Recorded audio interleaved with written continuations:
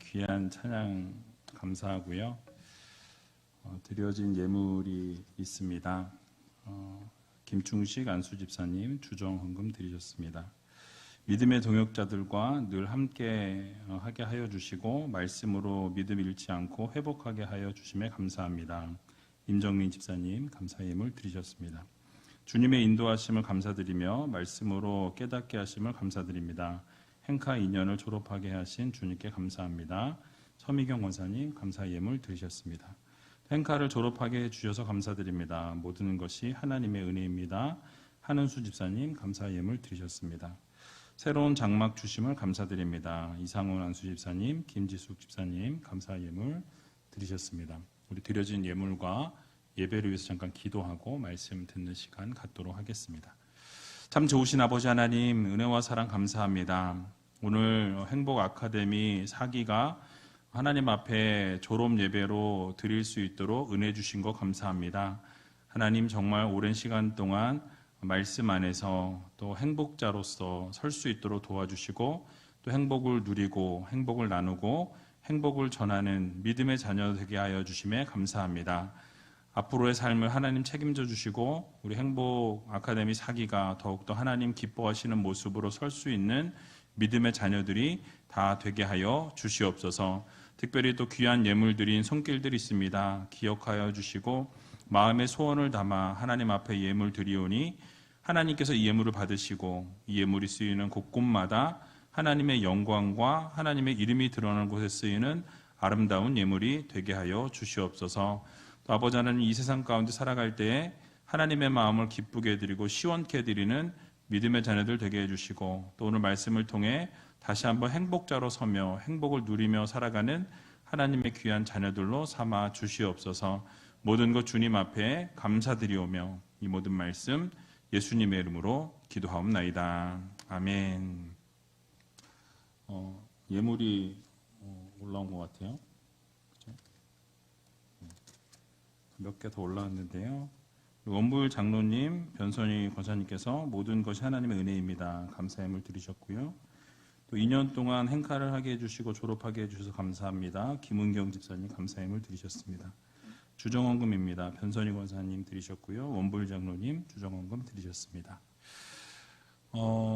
오늘 본문의 말씀을 가지고 행복을 누리며 삽시다 라는 제목으로 함께 말씀 나누도록 하겠습니다. 오늘은 참 의미 있는 날이에요. 이 행복 아카데미 4기생들의 졸업하는 날인데요. 제가 모자를 못 썼어요.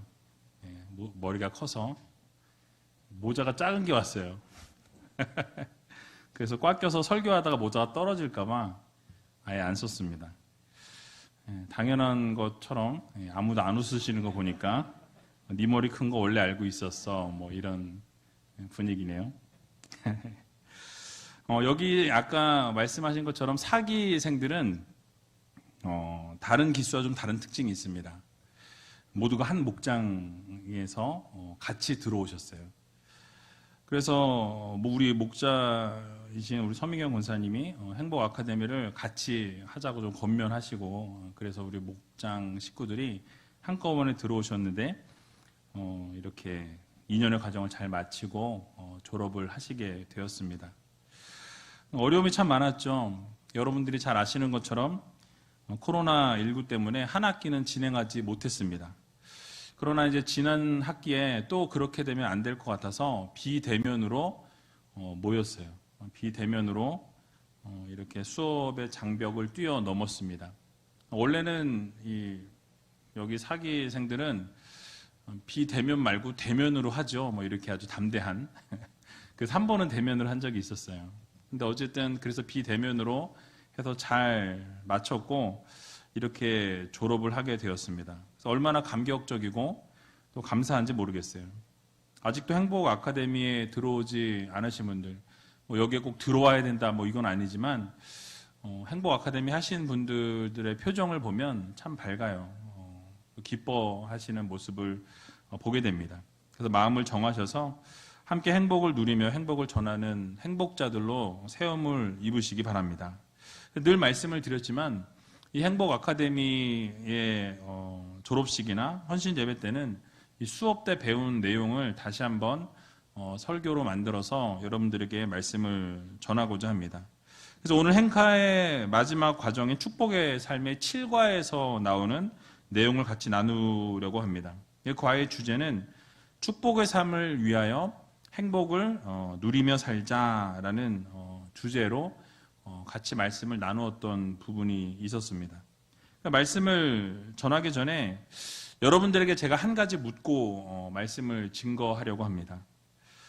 자, 우리 우이제일교회 성도 여러분 행복하십니까? 예, 뭐 별로 지금 눈을 다 피하고 계신 분들이 여러 분 계신데요. 행복하셔야 됩니다. 그럼 오늘 행복 아카데미 졸업하시는 사기생들에게 묻겠습니다. 여러분 행복하십니까? 예, 목소리가 크셔서 마음에 들어요. 행복하십니다. 예, 정말 행복하셔야 돼요. 그러니까 우리 하나님께서 우리에게 행복을 주시기 원하시고 우리가 행복한 삶을 살기를 하나님이 원하신다라는 것을 우리가 기억해야 합니다. 어쩌면 우리 사기생들은 이제 더 이상 암송을 안 해도 되고 더 이상 생활숙제를 안 해도 되고 더 이상 수업을 안 해도 되어서 행복하실지 모르겠지만 여러분 앞으로 그런 날이 없을지도 모릅니다. 그러나 그럼에도 불구하고 그 2년의 시간을 돌아보면 모든 것이 다 하나님의 은혜였고 감사한 시간이었음을 고백하지 않을 수 없습니다. 그래서 여러분 늘 이렇게 감사하며 살아갈 수 있는 우이제일교회 성도님들이 다 되셨으면 좋겠습니다. 자, 그럼 성도들이 행복한 것을 가장 싫어하는 대상이 누구일까요? 여러분들이 행복한 것을 원하지 않는 대상 누구죠? 예, 마귀죠, 마귀. 사단이 가장 여러분들의 행복을 싫어합니다. 여러분들이 행복한 거를 눈뜨고 보지 못하는 것이 바로 사단, 마귀 역할이죠. 사단은 어떻게 해서든 성도들이 행복한 것을 또 즐거움으로 살아가는 것을 기뻐하지 않습니다. 그래서 어떻게 해서든지 성도들이 천국을 맛보고 있을 때 행복한 삶을 살아가려고 노력하고 있을 그때에 이 딱 불화살을 딱 날려요. 정확하게 불화살을 딱 날려서 어떻게든 하나님과 멀어지도록 하나님과 단절된 삶을 살아가도록 그렇게 이끌어가는 것이 사단의 역할이에요. 천국을 도둑질해 가려고 합니다. 그럼 우리가 그래서 하나님의 말씀으로 행복을 누리고 있으면 말씀을 통해서 누리는 그 기쁨을 빼앗아 가는 것이 사단의 역할이에요. 짜증나게 하고 화나는 일을 만들어서 말씀과 멀어지게 하는 것이 바로 사단이 하는 일입니다. 또 찬양으로 기쁨을 누리고 있거나 우리가 정말로 하나님 앞에 감사한 일들이 있어서 너무너무 감사하는 그 순간에 그 감사와 그 감격과 그 찬양을 빼앗아 가려고 하는 것이 바로 사단이 하는 역할이다라는 것이죠. 그래서 갑자기 하나님께 영광 돌리고 있고 하나님 앞에 막 찬양하고 있고 막 기뻐하는 그 순간에 어떠한 좋지 않은 일을 발생을 하게 만들어서 하나님께 감사를 못하게 하고 찬양을 끊기게 하고 그 감사를 멈추게 한다면 그것은 사단이 분명히 뒤에서 조종하고 사단이 역할을 하고 있다는 거죠. 불화살을 쏘아서 행복을 누리지 못하게 하는 것이다라는 말씀이에요. 여러분 그래서 사단은 언제나 우리 행복을 도둑질해 갑니다. 불화살을 쏴서 마음에 상처를 주고 우리의 자존감을 무너뜨리고 낙심하게 하고 절망하게 하고 좌절하게 만드는 것이 사단의 역할이에요. 결국 그러한 것을 통해서 하나님과 관계가 멀어지게 한다라는 사실이에요. 행복을 그래서 앗아갑니다. 빼앗아 간다라는 것이죠. 여러분 에덴 동산에서 아담과 하와를 우리가 생각해 보면 어떠했습니까? 분명히 행복한 삶을 살아가고 있었는데 뱀의 유혹을 통해서 하나님 앞에 불순종하게 되고 결국 하나님과 단절된 삶을 살게 되고 하나님과 멀어지게 했던 것이 바로 사단의 역할이었죠. 결국 하나님 말씀에 불순종하게 만들어서 그 관계가 어그러지게 만들었습니다. 하나님과의 관계 문제가 발생하게 되면 하나님을 피하게 되고 결국 죄를 전가시키게 되고 그래서 하나님이 주신 그 여자 때문이라고 하나님 앞에 어떻게 합니까? 오히려 하나님 앞에 하나님이 주신 여자 때문에 제가 이렇게 불순종하게 되었다. 그 죄를 하나님께 떠넘긴다라는 것이죠. 하나님을 원망하게 됩니다. 이처럼 사단 마귀는 하나님과의 관계를 깨트려서 어떻게든 하나님과 멀어지게 하는, 그래서 끊임없이 여러분이 그것을 뛰어넘었다고 생각하는 그 순간, 그 찰나에 또 불화살을 또 날려서 우리가 좌절하게 하고 넘어지게 한다라는 사실이에요. 그래서 때로는 우리의 귓전에 이런 유혹을 합니다. 하나님보다 이 세상이 너를 더 기쁘게 해주고 즐겁게 해줄 것이라고 여러분들의 귀에 속삭인다라는 사실이에요. 세상을 좀 즐기면서 살라고, 그 세상에 행복이 있다라고 우리들에게 계속해서 속삭인다라는 것이죠. 어떻게 답답하게 늘 성경만 보고 기도만 하고 찬양만 하고 말씀 들으면서 어떻게 그냥 사냐, 그렇게 해서 그게 즐겁고 행복하냐, 이런 말로 우리 귓전에 울리게 한다라는 것이죠. 그렇게 하면서 너는 새벽마다 기도하고 맨날 부르짖는데 네 삶은 왜 그 모양 그 꼴이냐, 이런 이야기로 우리의 마음을 찢어 놓는 것을 보게 되죠. 거짓을 쏟아 놓습니다. 주변에 있는 사람들로 하여금 이런 거짓말을 듣게 하고 마음의 상처를 안겨가지고 하나님과 멀어지도록 하는 것이 사단의 역할이에요. 사단의 전략입니다. 때로는 믿음의 동역자들 뿐만 아니라 영적인 지도자들과의 관계도 어그러지게 하고 멀어지게 해서 결국은 하나님을 저주하고 하나님을 떠나게 만드는 역할 역시 사단의 역할이라고 말씀드릴 수 있습니다. 여러분들 부부의 관계도, 이 신뢰하던 부부의 관계도 깨트리게 하고 결국은 이 가정이 파탄하게 하는, 이런 불행하게 만들게 하는 것도 사단이 불화살을 쏘아서 그렇게 힘들고 어렵게 만든다라는 사실이에요. 자, 여러분, 그렇다고 한다면 이렇게 사단의 불화살의 공격이 늘 있고 지속적으로 있고 이렇게 힘들게 하는 일들이 지속적으로 있는데 우리에게 필요한 것은 그럼 무엇입니까? 에베소서 6장을 보게 되면 하나님의 전신갑주를 입으라 라고 우리들에게 말씀하고 있는 것을 보게 됩니다. 그래야 우리가 악한 사단과 대적하여서 이길 수 있다라고 말씀하죠.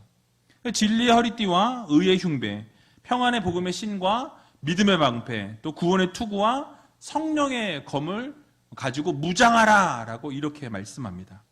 항상 성령 안에서 기도하고 깨어 구하기를 힘쓰라 라고 말씀하고 있는 것을 우리가 보게 되죠. 여기서 말씀하고 있는 전신갑주의 대부분은 십자가의 복음과 관련이 되어져 있습니다. 즉 십자가의 복음으로 무장하라는 거예요. 하나님의 말씀으로 무장하고 예수 그리스도의 십자가의 보혈로 우리를 무장할 때에 이 어둠의 권세들이, 사단과 마귀가 계속해서 쏘는 불화살도 이겨낼 수 있게 된다라고 말씀하는 것이죠. 쉽게 예를 들면 이런 것입니다. 사단이 우리의 마음속에 이런 말을 던져요. 네가 구원받았다고? 그렇게 살고 있는 것이 구원받은 자의 삶이냐? 우리 마음속에 그런 마음을 갖게 만든다라는 것이죠. 네가 죄사함을 받았다고? 어제도 죄를 졌고 오늘도 죄를 졌고 내일도 죄를 질 텐데 매일매일 죄를 지고 살면서 어떻게 죄사함을 받았다고 하는 것이냐라고 우리에게 묻는다라는 것이죠. 내가 하나님 나라 천국을 소유하고 있다고? 그런데 여전히 그 모양 그 꼴로 살고 있냐?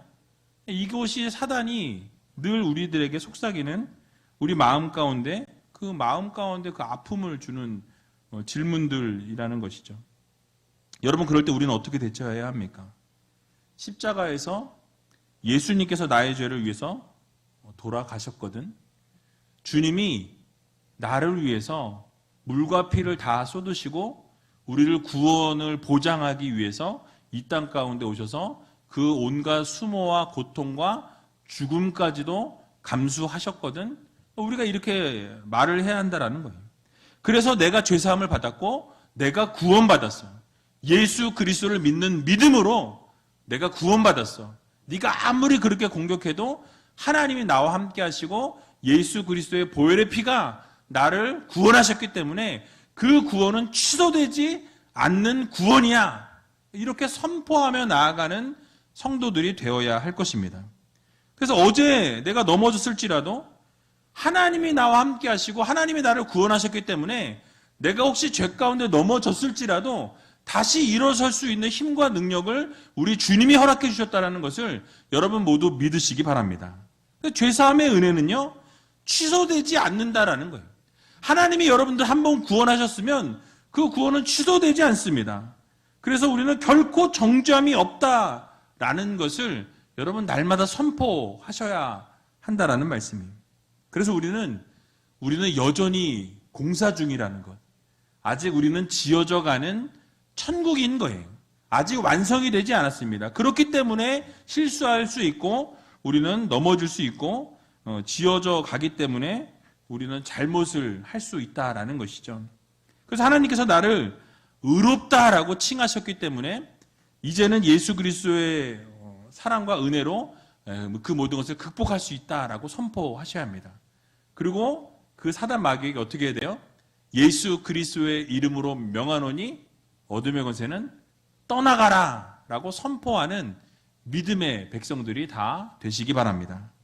여러분 그렇습니다. 사단은 여전히 우리를 공격하고 여전히 우리를 넘어지게 하고 마음 가운데 아픔과 절망과 낙심을 통해서 짐을 지어주고 있습니다. 그러나 우리는 하나님의 전신갑주를 입고 넉넉히 그 모든 것을 이겨낼 수 있다는 것을 여러분 모두 기억하시기 바랍니다. 아침에도 말씀드렸지만 내 힘으로 내 능력으로는 불가능해요. 주님이 주시는 힘과 능력으로 십자가의 보혈의 공로로 그 모든 것이 가능하게 된다는 것을 여러분들 모두 기억하시기 바랍니다. 그래서 우리 하나님께서 주신 구원은 취소되지 않는다는 것을 여러분 믿으시고 최선을 다해서 믿음 생활하시고 우리의 구원이 흔들릴 때마다 아마 여러분들 구원이 그 확신이 흔들릴 때가 있으실 거예요. 그때마다 여러분들이 기억해야 될 것은 예수 그리스도의 보혈과 예수 그리스도의 은혜와 예수 그리스도의 사랑이 늘 우리 곁에 있다는 것을 여러분 마음 깊이 새기시기 바랍니다. 그리고 사단의 불화살의 공격이 올 때마다 우리는 하나님의 복음, 예수 그리스도의 복음으로 전신갑주로 입고 우리가 그 전쟁에서 승리할 수 있음을 확신하시고 주님이 주시는 힘과 능력으로 이겨나갈 수 있는 믿음의 백성들이 다 되시기 바랍니다. 자, 그렇다면 행복을 누리기 위해서 우리는 어떻게 살아가야 하겠습니까? 간단하게 세 가지 말씀드리겠는데요. 우리의 삶에 변화가 있어야 합니다. 근데 그 변화가 필요한데 우리의 체질이 먼저 개선이 되어야 한다라고 이 책에서 말씀하고 있어요. 첫 번째로 우리 체질이 어떻게 바뀌어야 되느냐? 천국 체질로 우리의 체질이 바뀌어야 한다라고 말씀하고 있습니다. 이 세상을 살아가면서 우리가 어떻게 살아갑니까? 늘 불평하고 원망하는 삶을 살아가는 분들이 많이 계세요. 항상 원망과 불평 속에서 살아가는 그런 사람들이 많이 있는 것을 보게 되는데요. 이 슬픔 체질은 늘 슬퍼하며 살아갑니다. 슬픈 일이 있어도 슬퍼하고 좋은 일이 있어도 슬퍼한다라는 거예요. 왜 그러냐면 슬픈 일이 곧 생길 것이라는 생각을 늘 가지고 있는 거예요. 그러니까 좋은 일이 있어도 기쁜 일이 있어도 기뻐하지 못하는 거예요. 앞으로 슬퍼할 일이 또 생길 거기 때문에 미리부터 슬퍼한다라는 것이죠.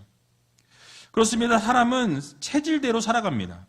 우리가 감사의 체질로 바꾸어서 늘 감사하며 살아가다 보면 우리의 삶도 감사의 체질로 바뀌어진다라는 거예요. 여러분 감사하며 살아가시기 바랍니다. 여러분 옆에 있는 분들에게 항상 감사하며 삽시다 이렇게 인사했으면 좋겠어요. 항상 감사하며 삽시다.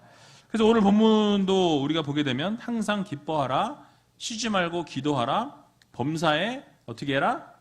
감사하라 라고 이렇게 말씀하고 있죠. 그래서 여러분 기뻐할 수 없는 상황 가운데 기뻐하고 기도할 수 없는 상황 가운데서 우리가 기도하고 늘 감사하면서 살아가게 되면 더 감사할 조건을 우리 하나님께서 허락해 주신다는 사실을 여러분 모두 믿으시기 바랍니다. 이번 한 주간 살아갈 때 기뻐할 일이 없어도 기뻐해 보세요. 감사할 일이 없는데 감사의 조건을 찾아서 감사해 보시기 바랍니다. 그러면 하나님께서 더 감사할 일을 넘치게 부어주신다는 것을 여러분 모두 기억하시기 바랍니다. 남아공의 인권 운동가였던 만델라는 정치적인 적들에게 잡혀서 27년이라는 시간 동안 감옥 생활을 했다고 합니다. 그런데 27년을 살고 나왔는데 이 만델라가 너무나 건강한 모습으로 출소를 하게 된 거예요.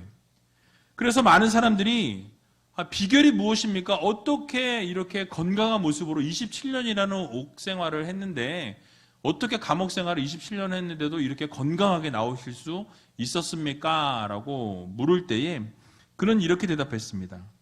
저는 늘 감사하며 살았습니다. 날씨가 좋으면 태양을 허락해 주신 하나님께 감사했고 독방에 갇혀 있으면 조용히 묵상할 시간을 주셔서 감사하다고 기도했습니다. 노동을 시킬 때에는 일할 수 있는 은혜를 주신 하나님 앞에 감사합니다. 라고 이렇게 살았다고 합니다. 여러분, 감옥 생활이 감사할 수 있을까요? 감사하기 분명히 어려웠을 것입니다. 그러나 그 힘든 상황 가운데서도 감사의 조건들을 찾아서 감사하니까 하나님이 더 감사의 조건들을 주셨다라고 말씀하죠. 우리의 삶에도 동일합니다. 여러분이 감사할 수 있는 조건이 하나도 없는 것 같은 상황에 놓여 있을지라도 여러분 숨 쉬는 게 감사한 일이에요. 여러분들 매일매일 아침에 눈 뜨는 것 감사한 겁니다. 지금 두 발로 걷고 이 교회 나오셨잖아요. 그런데 뭐 다리를 다치신다거나 뭐 손이 뭐 다쳤다거나 어디 불편한 일이 생기면 그냥 보통 살아가는 게 정말 감사한 일이구나라는 것을 깨닫게 되는 것을 여러분 경험해 보셨을 거예요. 그래서 여러분 늘 감사함으로 살아가게 되면 감사로 풀어지게 된다는 거예요.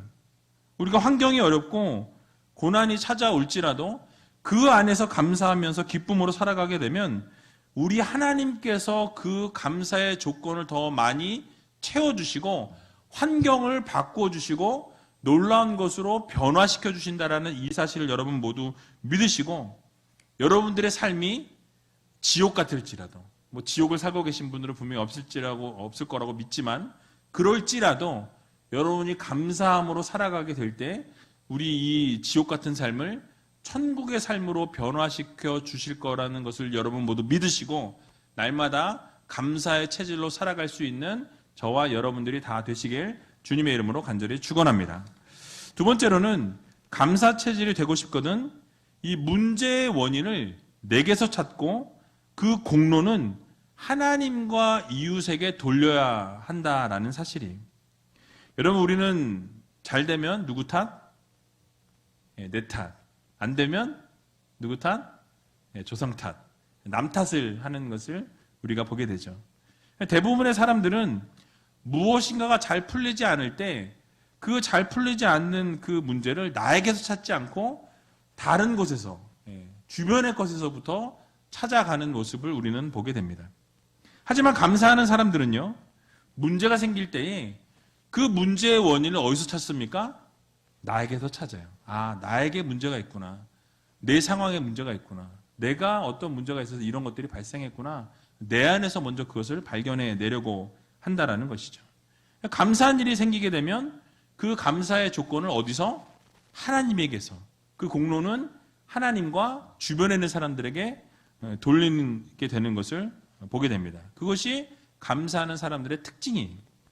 그래서 우리에게서 문제가 발생했을 때 자신에게서 문제를 찾는 사람들은요, 세상을 이렇게 이겨내기가 어렵다라는 거죠. 그러니까 자신에게서 문제를 찾는 사람은 세상을 이겨내기가 쉽습니다. 그런데 환경을 탓하는 사람들은요, 늘 어렵고 힘든 시간들을 보내는 것을 보게 되죠. 그래서 우리가 이 세상 가운데서 살아갈 때 이 환경을 탓하지 않고 다른 사람들을 탓하지 않는 그런 성도들은 발전의 가능성이 무궁무진하다라는 사실이에요. 그러나 문제가 생길 때마다 주변 사람들을 탓하고 환경을 탓하고 부모를 탓하고 주변에 있는 어떤 동역자들을 탓하는 사람들은요, 결국 원망이 증폭되어지고 늘 그 마음 가운데 힘든 상황이 펼쳐지게 되고 결국은 지옥으로 삶이 바뀌어지게 되는 것을 우리는 보게 됩니다. 여러분 그분들의 얼굴은 어떻습니까? 점점 더 어두워질 수밖에 없고 원망과 불평 가운데 갇혀 살아가게 된다라는 사실이. 여러분, 그래서 결국은 관계의 문제도 생길 수밖에 없습니다. 그러므로 성도들은 어떻게 살아가야 합니까? 기쁨으로, 즐거움으로, 날마다 감사함으로 살아가야 합니다. 그러니까 문제가 생겼을 때 그 원인을 우리에게서 찾고 공로는 하나님과 다른 사람에게 돌릴 줄 아는 그런 믿음의 성도님들이 다 되시기 바랍니다. 그래서 그렇게 살아가면 감사하는 마음이 더 많이 생기게 되고 얼굴도 밝아지게 되고, 오늘 우리 행카 졸업하시는 우리 사기 어떻게 얼굴이 다 밝으시죠? 네. 모범생들이에요.